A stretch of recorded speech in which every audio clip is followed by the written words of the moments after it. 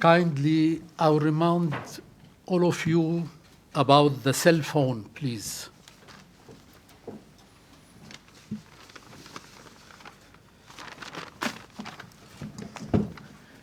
In the name of the Foreign Correspondent Club in Japan, I would like to welcome Dr. Riad Malki, Minister of Foreign Affairs of Palestine. Today, His Excellency will address the club on the current Palestinian situation in time when the peace process seems to have reached a dead end, and when the situation in the Middle East is so dangerous due to the so dark Arab winter. Dr. Malki is accompanying President Mahmoud Abbas in his official visit to Japan and to the area. Dr. Riad, who was an ex-colleague at Al-Ayyam newspaper in Palestine, served as Minister of Foreign Affairs in addition to Minister of Information and spokesman of the Palestinian National Authority. He was awarded many times. I mention here the European Peace Prize in Copenhagen, Democracy Courage in South Africa, Italian Peace Prize, etc. The most important, he born in the same place where born Jesus, in Bethlehem, in Palestine. Please welcome with me Dr. Riad Malki.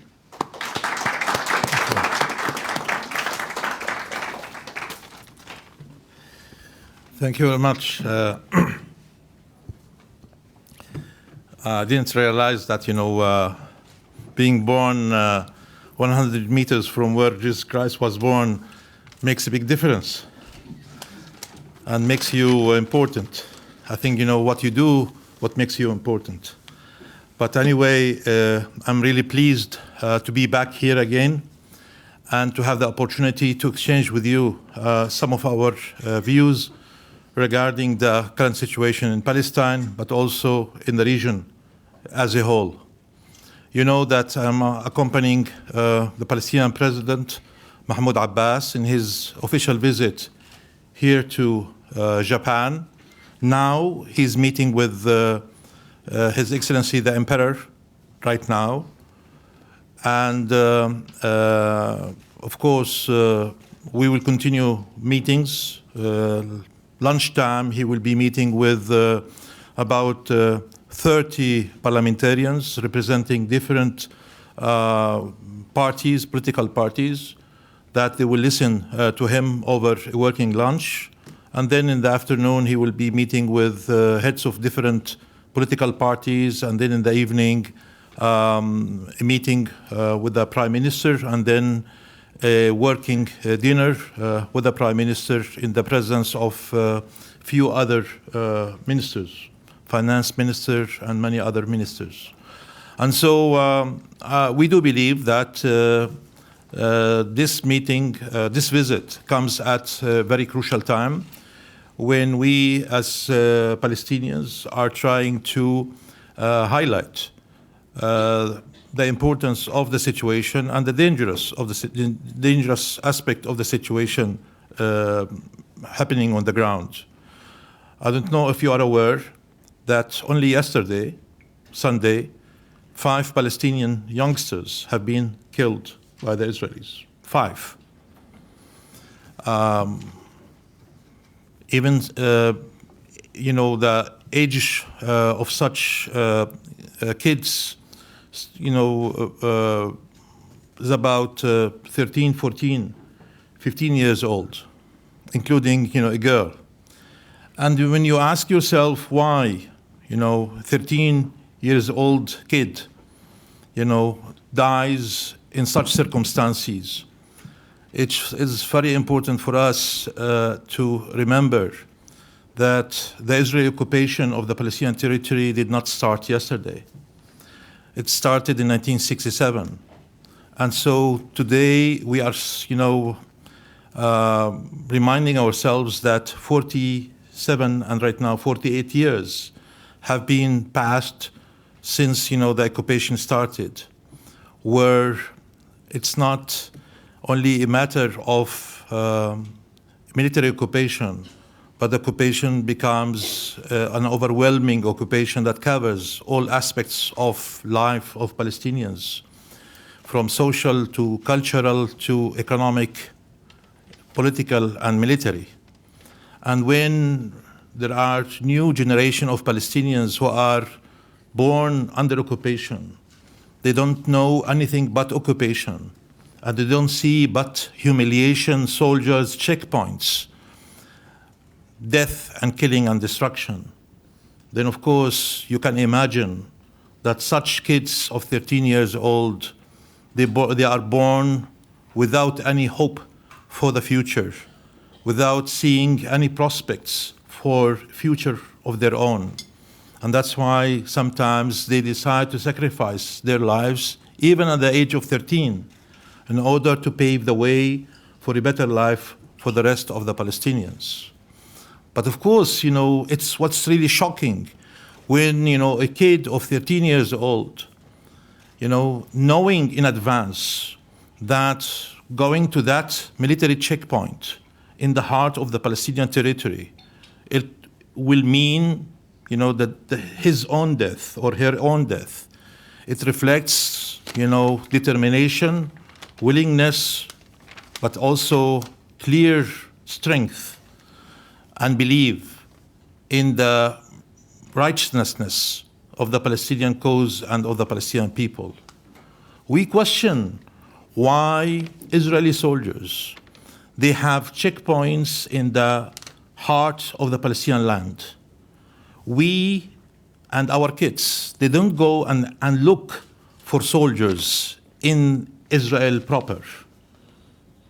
The Israeli soldiers are coming, to confront the willingness of our kids in the heart of the Palestinian land. If there are no Israeli military checkpoints, then we can avoid, the killing of the 5 Palestinian kids yesterday, because all of them were killed at Israeli military checkpoints inside the Palestinian occupied territory. The best solution to avoid all of that, it is for Israel to dismantle the more than 600 Israeli military checkpoints dispersed all over the Palestinian occupied territory.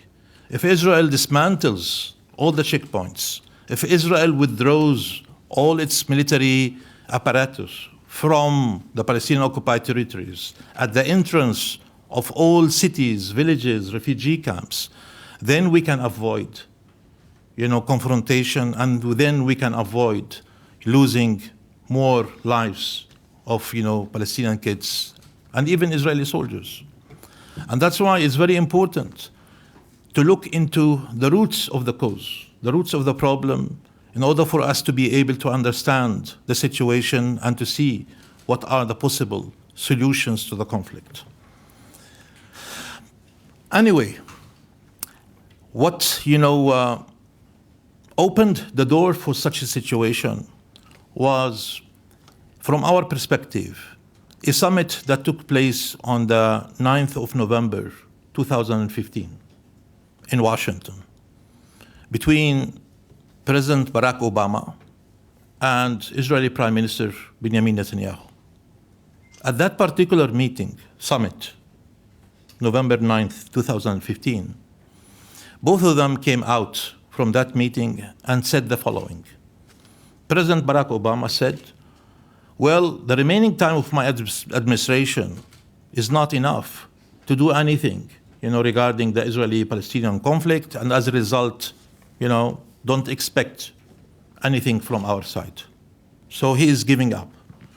Netanyahu, on his side, said, wow, I'm happy to hear that, because, I don't want to see any movement on the American side or the European side or any other side regarding, any direct negotiations between Israel and the Palestinians. I'm happy with the current status quo, where, Israel continues occupying Palestinian territory, exploiting Palestinian wealth, and building more settlements and annexing Palestinian land. So if the Americans decide not to do anything from now until the elections, then, it suits me very well. This is exactly the situation. What we can get out of these two statements, that, the Americans are closing any political horizon for any political solution. This is what it means, that the Americans are closing completely any political horizon for any political solution. If the Americans are closing this, then what is really remaining to us as Palestinians? If the Americans, who are the brokers of any possible rapprochement, re-engagement, negotiations between us and between the Israelis, because no other one, dares to intervene when the Americans are there. And if the Americans are saying, we cannot do it, then we cannot expect the Europeans to say, if the Americans cannot do it, we can do it. Everybody will say, if the Americans cannot do it, then we cannot do it neither. So this is really the whole issue.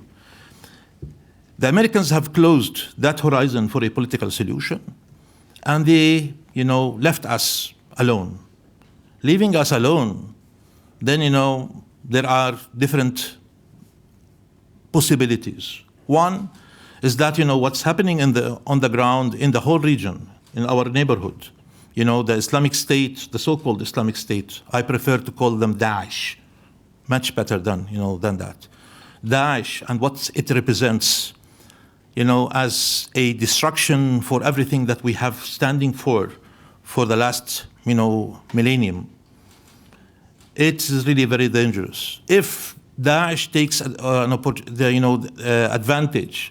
of, the lack of any progress and the vacuum that is being really left, then of course they might really come and to try to fill it.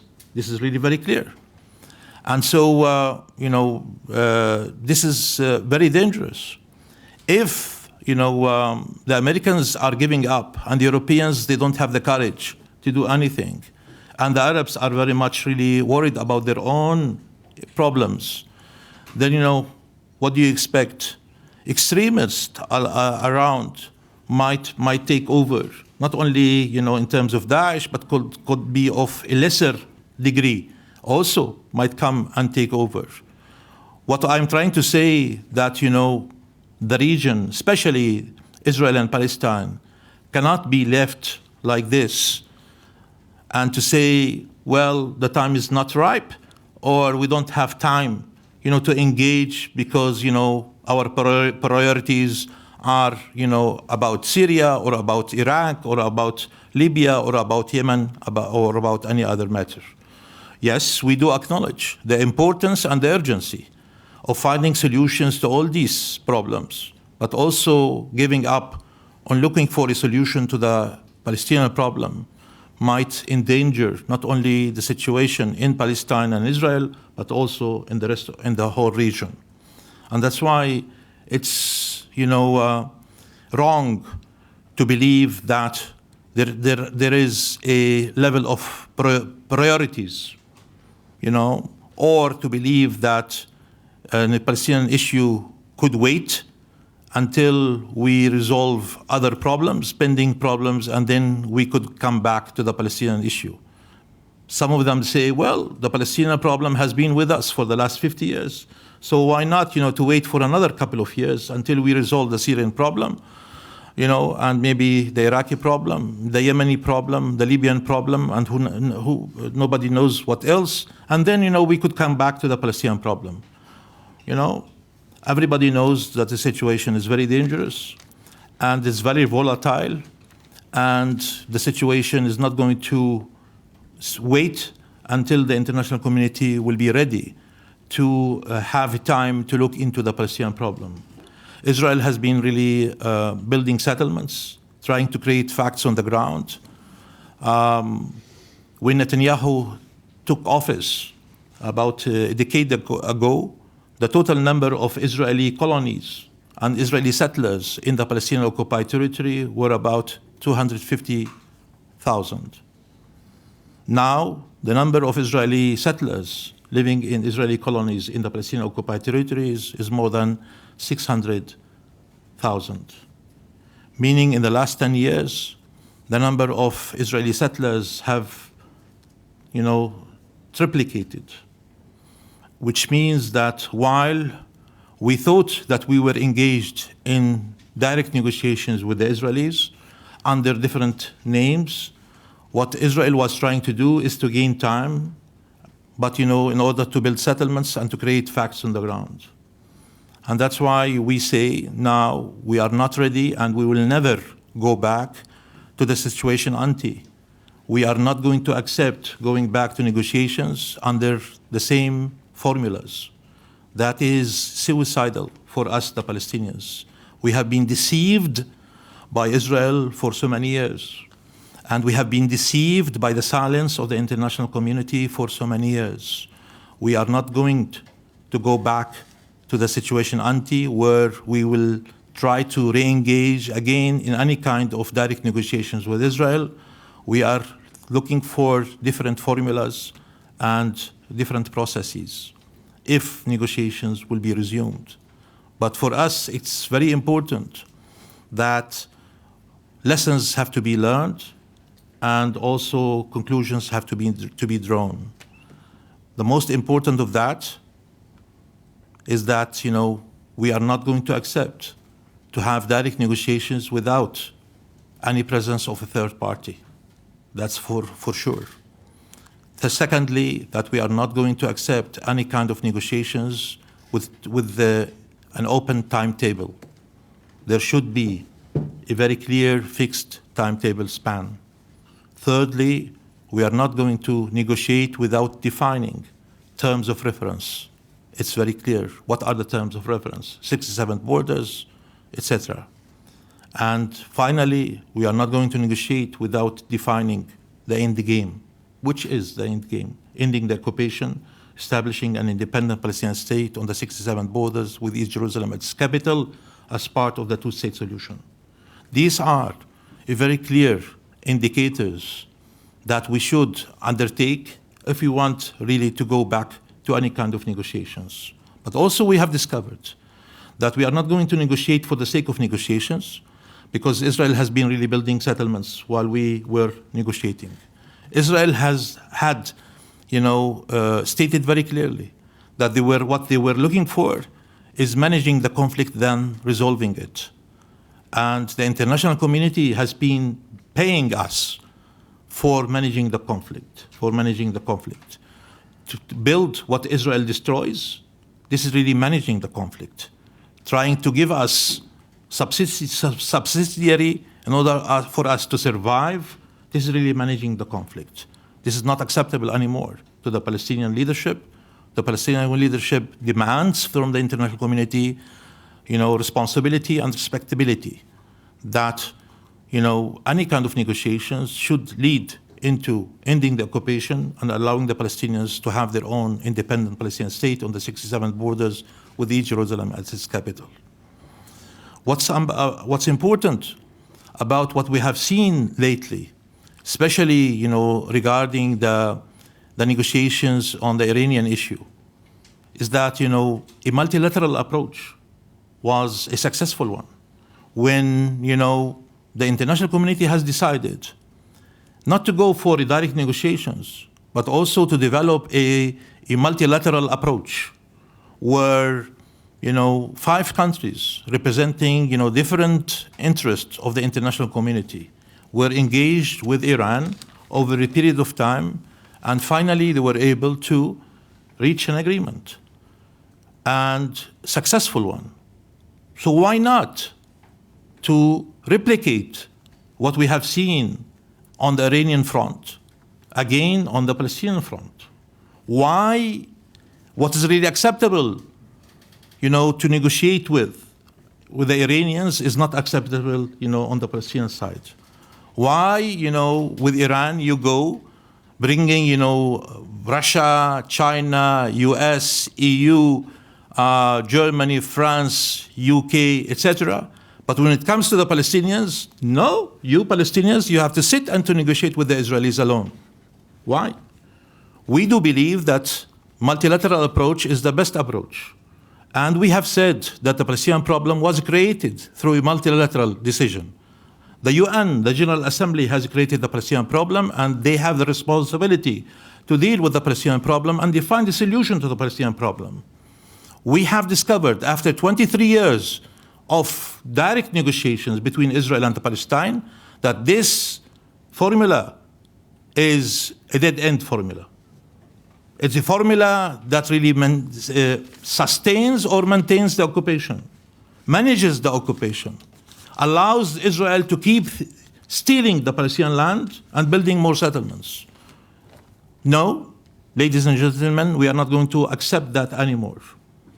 We will never go back and sit again in a direct Israeli-Palestinian negotiations. Only multilateral approach is the only approach, and we are demanding a multilateral formula in that regard. And so we are delighted to hear that the former French Foreign Minister, Laurent Fabius, came about an idea where he talked about an international peace conference. International peace conference that will try to reactivate, the Israeli-Palestinian issue, since, the Americans have given up the negotiations more than a year and a half ago. What Laurent Fabius was saying, that an international peace conference should be prepared in order for the international community to take over its own responsibility regarding this issue.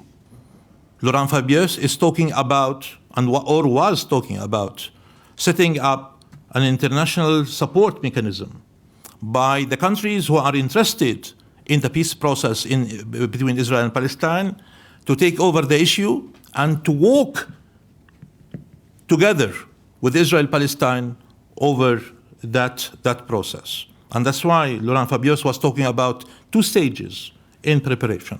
A stage that might happen in April, where probably 20, 30 countries will be invited, with excluding Israel and Palestine, especially the 15 Security Council members, some Arab countries, some Europeans, maybe Japan and others, South Africa, I don't know who else, could be invited without the presence of Palestinians and Israelis, and try to define what are the parameters for any process to be undertaken. And when these parameters will be defined, then these parameters will be taken to the Security Council to get them through a Security Council resolution. Then, of course, a conference will be held probably in June or July, where all parties will attend. But, of course, from that group of countries, a smaller group will have the responsibility to work with us and even, to build bridges, to look into matters and to oversee the negotiations within a time frame. I think this is really acceptable from a Palestinian perspective, and it's extremely important. So we have welcomed this idea, but also to stimulate the whole idea and to try really to test the will of the international community regarding this idea. We will test the international community's will by going to the Security Council before that. And we will prepare a resolution on settlements in the Security Council. Now, if we go to the Security Council and present a resolution on settlements, we will test the will of the international community. If they will veto that, then we should not expect that much or the outcome from that international conference anyway.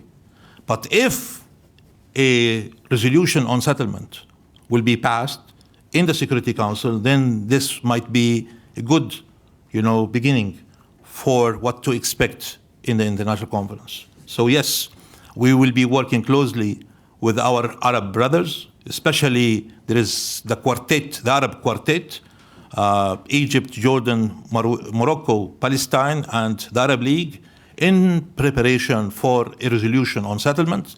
And we hope that probably by April, we will be able to present that resolution to the Security Council, and then we will test the will of the international community regarding that particular resolution. For us, this is really very important.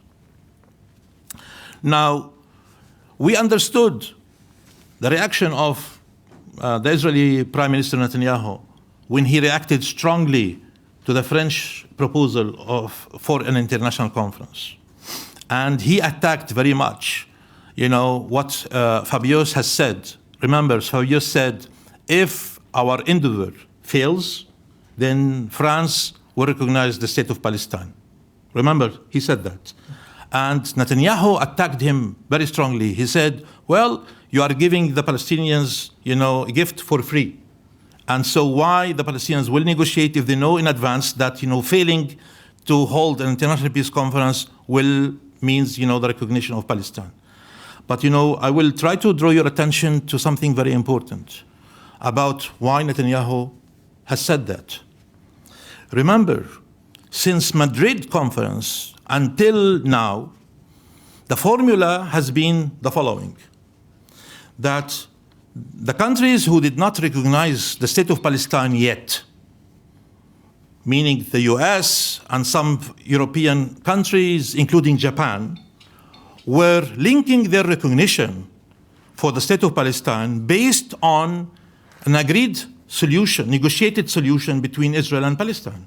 They say, you Palestinians and Israelis sit and negotiate, and if you agree on a solution to the conflict, including the establishment of an independent Palestinian state, then we, the international community, will recognize the state of Palestine. So the recognition by the remaining countries was dependent on the success of the direct Israeli-Palestinian negotiations. Netanyahu was happy with that formula because he used to have the veto power.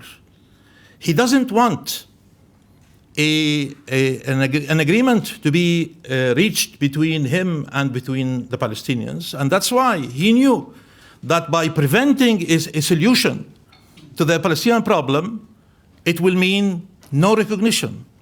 So he always maintained that card in his hand, not to allow an agreement between Israel and Palestine, which means that there will be never a recognition by US and by France and by many countries. Fabius came and reversed the whole formula. Fabius said, if the negotiations will fail, I will recognize. It used to be, if the negotiations succeed, we recognize. Now, Fabius said, if negotiations fail, we will recognize. So he took away from Netanyahu that card that Netanyahu used to play for the last 23 years to prevent us from getting a resolution to the conflict. And right now, Netanyahu found himself without that card to play. And so that's why his reaction was so strong, to the statement that Fabius has said, because Fabius has turned down the whole formula and made it in total reverse, in a way that he took away from Netanyahu that veto cards that he used to play for the last 23 years of direct negotiations. Very interesting, very important. Only Netanyahu understood it, and that's why Netanyahu was very, strong in reacting to it. Now, okay. Now, for us, that's really very important. We, at the end of the day, we want really to get rid of the occupation. At the end of the day, we want to see an independent Palestinian state.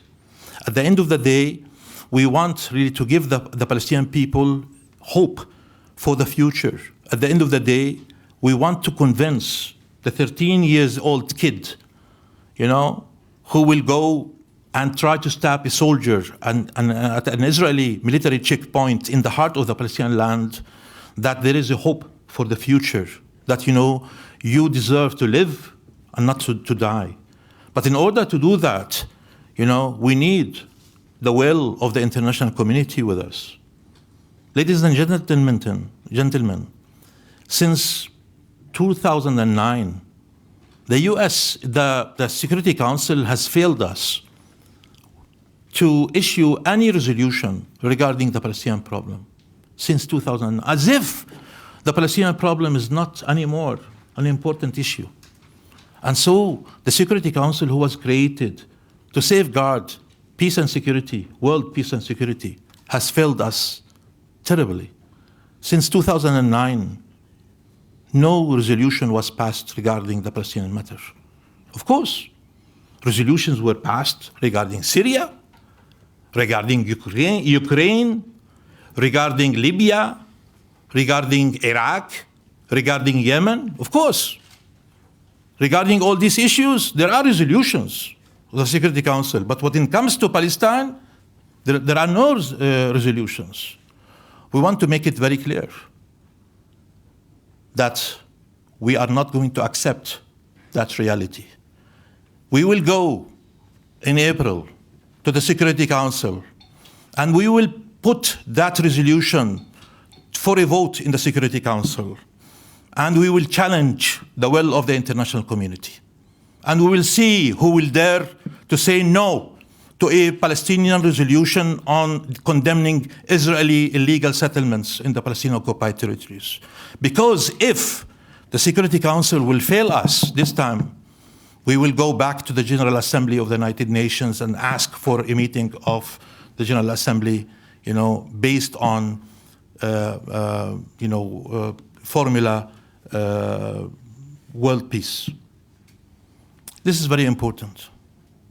We are not going to accept the continuation of the status quo anymore. The occupation has been on our shoulder for so many years, 48 years. I said it the last time I was here. I was 11 years old. I was 11 years old when the Israeli occupation of the West Bank and Gaza and East Jerusalem started. And I'm right now 60. We cannot accept it anymore. I was an only kid then. Now I have a family. I have kids who are already, grown up, even professionals. And I have to give them a hope for the future. Because if not, then who will guarantee that all the 4.5 million Palestinians in West Bank, East Jerusalem, and Gaza will not turn to the Israeli military checkpoints and try to stab, soldiers all over? That's really terrible. We are not advocating that. And we will do our utmost to prevent our kids to do that, because we don't believe in violence. We believe in peace. We believe in non-violent resistance. That's very important. But, of course, the international community has to understand, that there is a limit for everything. And this is very important. The time has come right now, not to test our limits, but also to test the will of the international community. Thank you very much.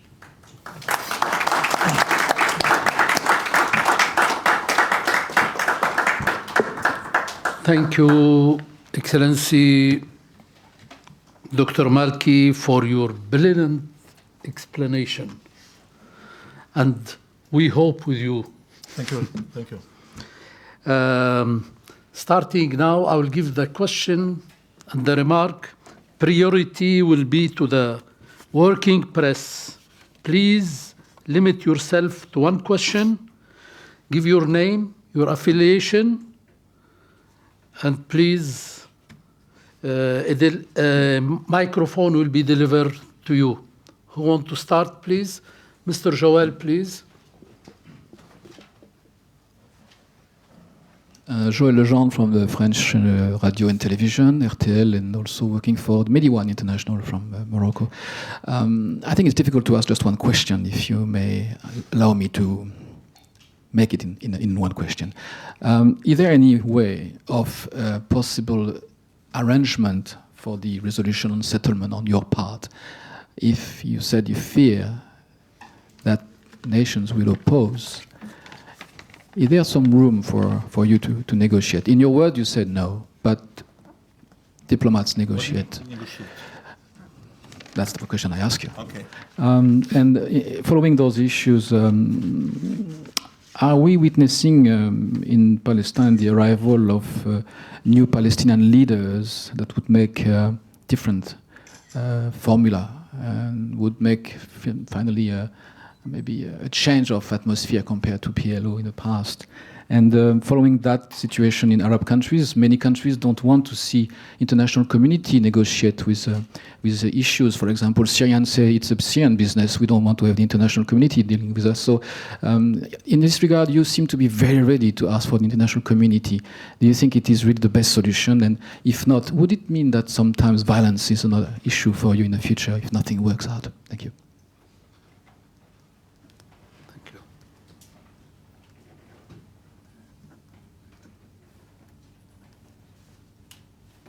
Please. Okay.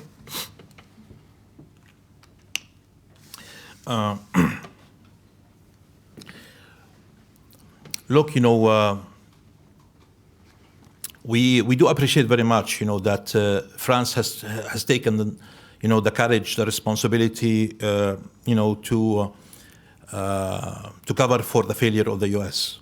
and the international community. And it has shown not only European but also world leadership by doing so. That's very important, and that's why we want to see a successful French initiative, and we don't want really to undermine any prospects for such success. Now, the way how we understood it, that Fabius has appointed a special envoy, an ambassador, that who will be in contact with us, the Israelis, and other countries in the region regarding this matter. We will be in contact with that person. We expect to approach him very soon, and even I'm ready even to fly to Paris if that's really needed in order to coordinate our efforts with the French in order really to see a successful approach. Now, as I have said, our approach to the Security Council is intended, to test the will of the international community. Now, everybody is telling us that maybe we will get a U.S. veto in the Security Council. I don't expect any other veto except the U.S. veto. Now, well, we should not be afraid of a U.S. veto. What the heck, U.S. veto? We have been receiving U.S. vetoes for many years, and so what's the news? There's no news, new in this. But what's important is that for the international community to know that. If you remember 2011, we have tried to pass a resolution in the Security Council about settlements, and the draft resolution was endorsed by 175 countries in the General Assembly. 175 countries. Wow, the majority of the countries. And when we presented this draft resolution to vote in the Security Council, 14 countries voted in favor, and then one country voted against. So the whole draft, the whole resolution disappeared, collapsed. Can you imagine? One country stood against the will of 175 countries. And then, we all surrender to that, as if nothing really happened. And the life continues. Israel continued building settlements. How could we, be able to survive such a situation? How could you imagine that, we, the Palestinians, could accept that Israel every day confiscates more Palestinian land, building more Israeli settlements, change realities on the ground, and really, which will prevent a Palestinian state to emerge? And then we'll say, what other options we might have. We have been waiting for the last, 48 years for different options to come from the international community in order really to salvage the process and to allow us, dignity, freedom, and independence. That was not really delivered. So yes, at one point we will do our utmost. We will engage fully to make, the French, initiative a successful one. And even, we are speaking to many countries to convince them to engage with the French initiative, to be part of the French initiative, including, when we will be talking to the, Japanese Prime Minister tonight. For us, that's important. We see ourselves, in that. And we will do our utmost, to see that the French initiative will succeed, because we don't see any other initiative right now except the French initiative, on the table. That's for us very important. But at the same time, we are not going to just, to wait and to see, how the French initiative might succeed or might fail. We want also, to build strong foundations for the Palestinian people. We cannot, as our people expecting from us, that we have to look for all other options available in order to guarantee for our people, ending the occupation and ending the suffering and establishing the independent state. Now, yes, a lot of people, the Israeli press has started a couple of months ago talking about, succession and who will come after President Mahmoud Abbas. Even they started talking about his illness, that, he's in hospital, etc., etc. And we had to show them that, that's not true. Well, anyway, the president has said all the time that, he would like to hold elections very soon, if we agree with Hamas. And the moment that elections will take place, presidential elections, he's not going to run as president. So I don't understand why the international community is so involved, so interested to know who will succeed President Abbas, who will be the possible candidates, etc. And even, they started really to have a wish list of potential, successors. They started to create new leaders for Palestine, and even to create names that we never heard of, or names of people who are living abroad, not necessarily inside. But I'm telling you, that's really a decision of the Palestinian people. The Palestinian people will decide who will be their leaders through democratic elections, the way that it should be the case in all countries around the world. The people that elect their leaders are not international agencies or international or NGOs or international coalition of countries.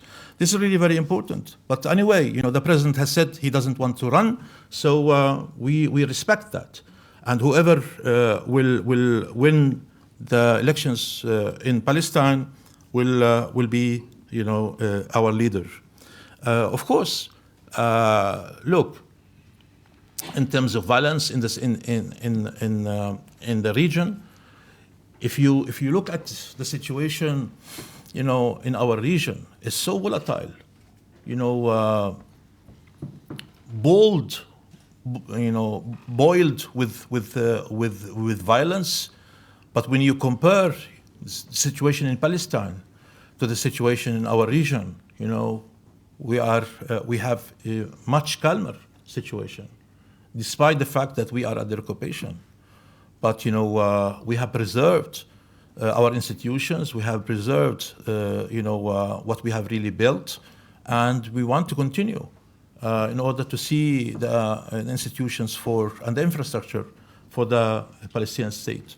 For us, this is very important. That's why we are not going to allow, under whatever pretext, violence to interfere. And to come to be part of our daily life in Palestine. But at the same time, we should remind everybody that the occupation really exists, and that, the Palestinians cannot tolerate that occupation will continue. That's for sure. That we have the right to resist, that's very clear. But also, we are not calling for a violent resistance. We are calling for a peaceful, popular resistance. That's very clear, because we know that Israel has been always looking for an excuse in order really to destroy what we have built over the years and to kill Palestinians under the pretext of self-defense. And there are few countries in the world who are ready just to give, blank check for Israel. Yes, go and kill Palestinians under the pretext of self-defense. We are not going to give Israel that pretext. We know that Israel is the most, powerful country in our region, if not one of the most powerful countries in the world. And it has a military superiority about all the Arab countries together. So are we a match to that? No. So if we engage in a military or a violent confrontation, it is really suicidal to all of us. In order to avoid that, we want to neutralize the Israeli military superiority. How we do that? By preventing them from using their military superiority against us. That's why we go to the United Nations. That's why we go to France asking for their help for International Peace Conference. That's why we go to the ICC in The Hague, trying really to ask for an open investigation of the atrocities committed by Israel against the Palestinians that tantamount to war crimes and crimes against humanity.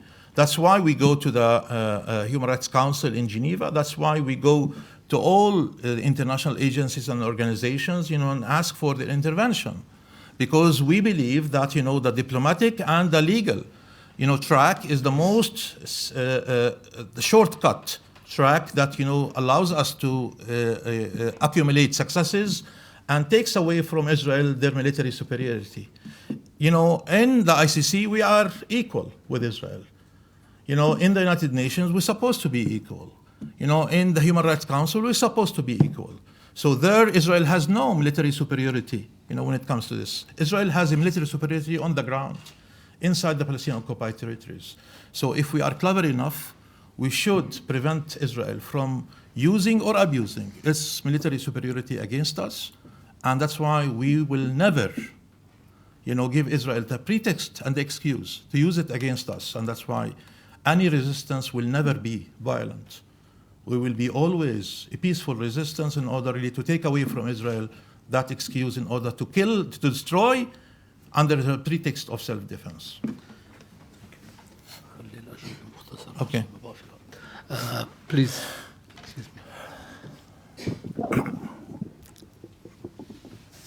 Thank you, Minister. My name is Khaldoun Azhari for Petra News Agency and Panorama News. My question is, you said there is no way to adopt the resistance, only in terms of diplomacy, but the international community has not really prevented Israel from making all kinds of crimes against the Palestinians. It's continued.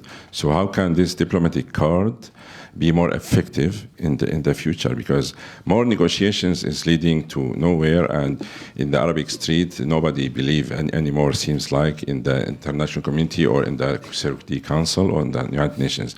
And just secondly, the so-called Arab Spring and the destruction of in Syria and Iraq and other countries like Yemen is causing the Arab countries to weaken. So how do you think the situation in Israel now, in terms of, did they benefit from the so-called Arab Spring, or they are still at the some danger because of that? Thank you. Well, of course, Israel has benefited very much from the so-called Arab Spring. I think it's Arab winter or Arab disaster rather than Arab Spring, because, it weakened the Arabs very much, and it diverted the attention of the Arabs from the main core issue of the Palestinian problem into creating, other problems, the Syrian problem, the Iraqi problem, the Libyan problem, the Yemeni problem, etc. So that's very sure. Israel right now is very much happy. It's like, honeymoon for Israel today. That, there is no threat coming from the Arabs. To the contrary, right now, they are talking about, even Ya'alon yesterday, in Munich Security Conference, he was bragging by saying, well, we see in the same eye with some Arab countries regarding, threat coming from Iran and others, etc., etc. Of course, he wants to deceive everybody by trying really to create enemies, while the Israel is the only enemy against peace and prosperity in our region. Your first question was about? Diplomacy is... Yes. If it really could be more effective. We think so, yes. Because, we are comparing between a violent or military resistance vis-a-vis a non-violent resistance. And, there is no comparison at all. When we started using the legal track and the diplomatic track, look what has happened. We have gained enormously in terms of international standing, and look what happened to Israel. Israel has isolated itself internationally, criticized by so many countries around the world. We became a non-member state in the United Nations on 29th November 2012.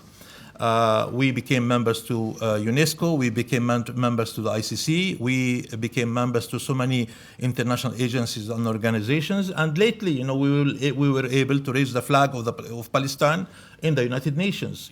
If these are even symbolic gestures or symbolic achievements, but if you accumulate symbolic achievements, you will get a very important achievement at the end. I think the approach is right, and we have to continue with that approach. We enjoy the support of the international community as individuals, and then we want to see them being more involved in the process itself. They have to translate their individual support to Palestine into collective support to Palestine through international forums, especially in the United Nations, especially in the General Assembly, especially in the Security Council. This is really very important.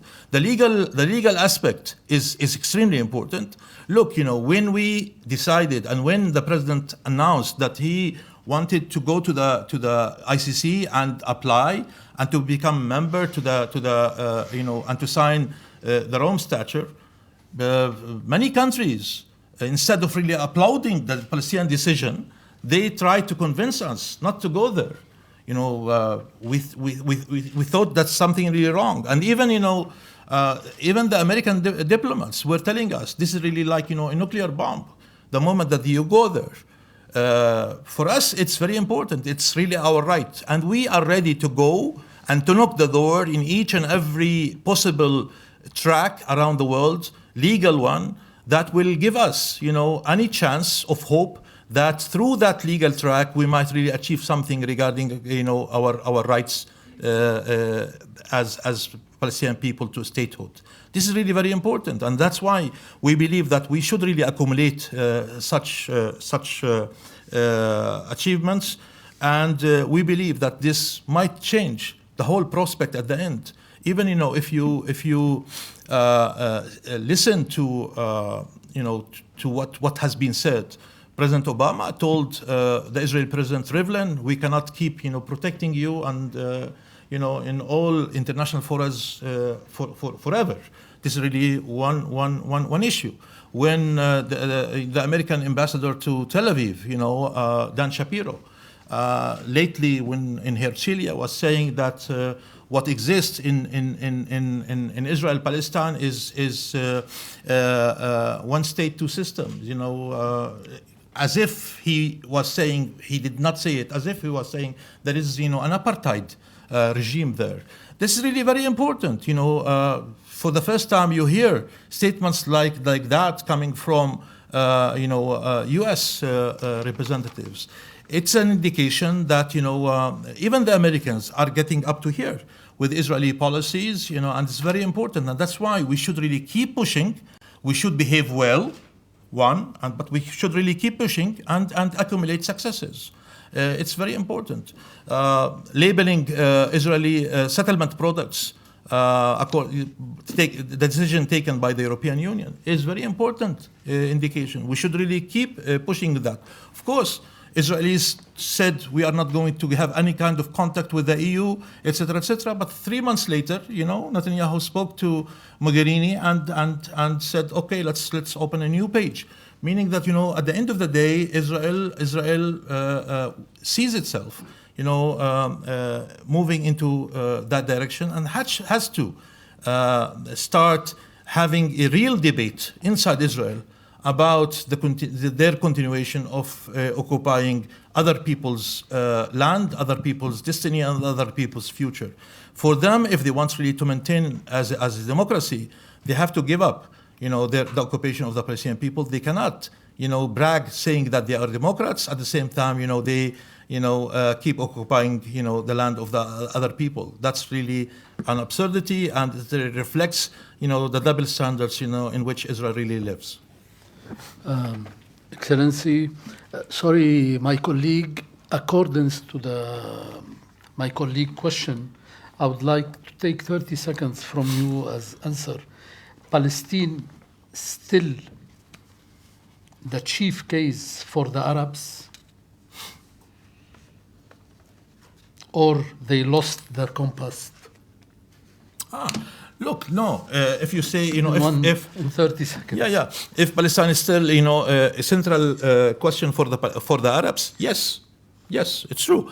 But yes, we do admit that priorities have really shifted. That there are priorities for the Arabs that we have to recognize, and that such priorities are not really in any way, taking away the importance of the Palestinian matter. What really brings all the Arabs around, what unites the Arabs all together, is the Palestinian issue. I'm not talking about Arab leaders rather than Arab peoples, and this is also important. And so we still believe that the Palestinian question is the central core issue of the Arabs. Yes. Thank you. Last question, please. From the press. Okay, last question for Joel too. Please be summarized because we don't have. Yes, the press. We are here in the press club and Foreign Correspondent Club, and we are very much interested in the fate of our colleagues, journalists all around the world. And we have actually people who are members of a Freedom of Press committee, including Khaldun. And my question is about the journalist Mohammed Al-Kik. Yes. He's been accused to be close to the Hamas. So 2 questions. One is, how is Mohammed Al-Kik? And second question, what about Hamas in the process going ahead?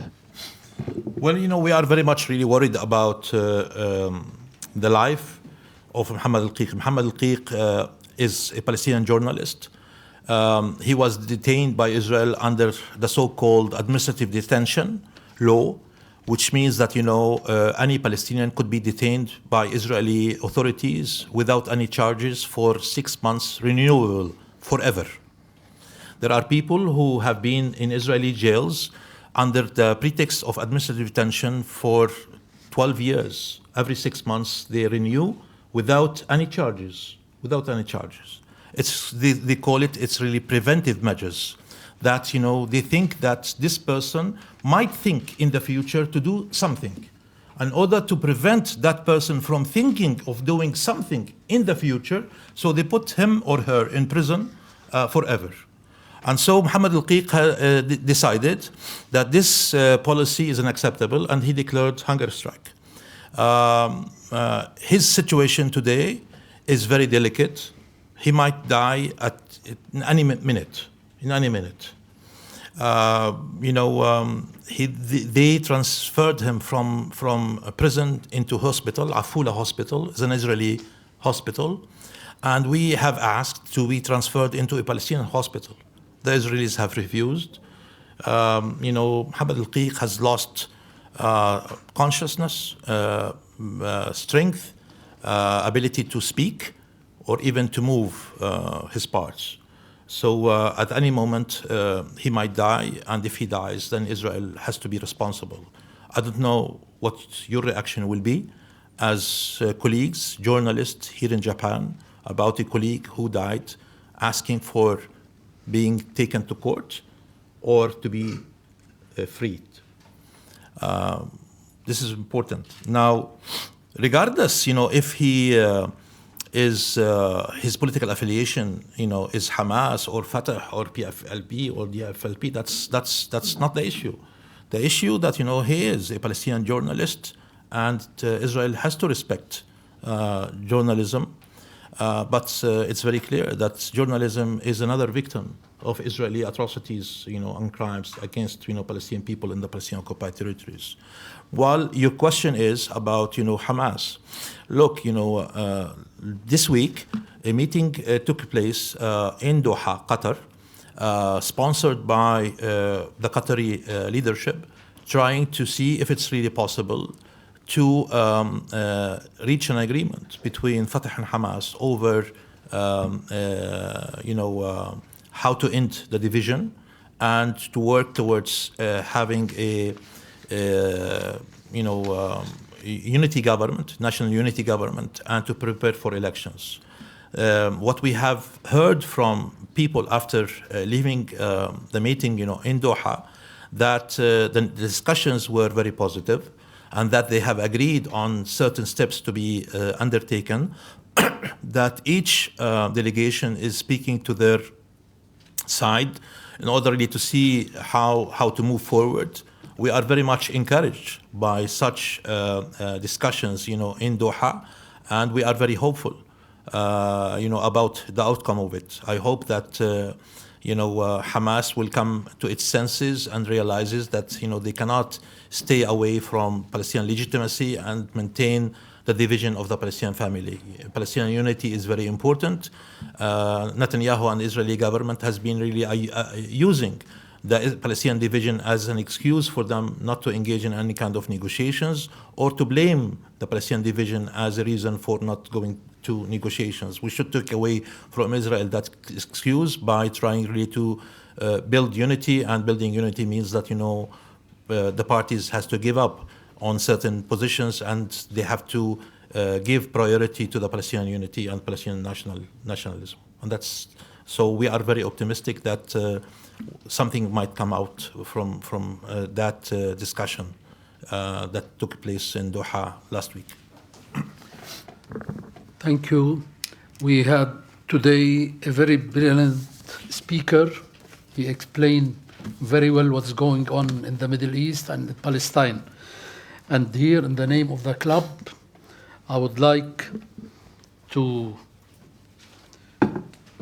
give you the honorary membership of the Thank you. CCJ. Thank you very much. Thank you very much. Thank you. Welcome.